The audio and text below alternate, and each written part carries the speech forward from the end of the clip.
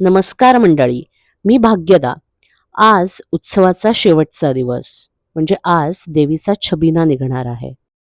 छबिना म्हणजे ढोल आणि झांजा यांच्या निनादात देवीची निघालेली पालखी. आता आपण पाहत आहोत की नदीपात्रालगतच्या वेशीतून देवीची पालखी बाहेर येत आहे.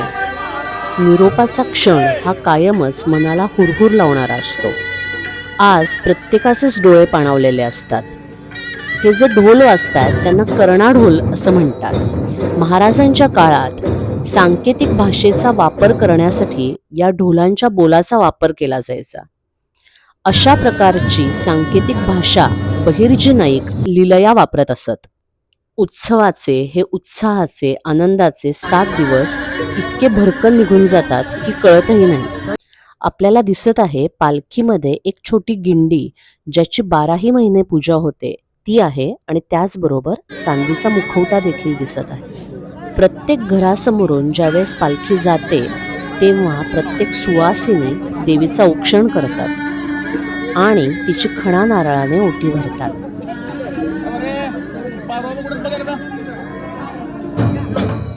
आता आपण बघत आहोत इथल्या शाहीर चौकामध्ये या पारंपरिक ढोलांचा म्हणजे कर्णा ढोलांचा खेळ रंगला आहे, ज्याला इथे रुमाली असं म्हणतात. ढोलांचा निनाद, झांजेचा ताल, गुलालाची उधळण याच्यामध्ये कधी पहाट होते कळतही नाही.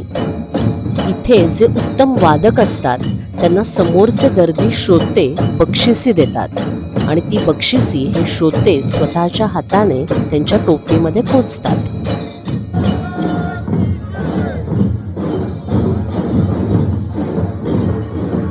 आता इथे आपण पाहत आहोत की सांगतेच्या वेळी एक वादक इथे देवीसमोर त्याचं वादन सादर करतोय, ज्याला झाडणी असं म्हणतात. तर मंडळी, हे परिसस्पर्श लाभलेले 7 दिवस संपले. आता उत्सुकता पुढच्या वर्षीच्या उत्सवाची. तर बोला मंडळी, कृष्णाबाई महाराज की जय.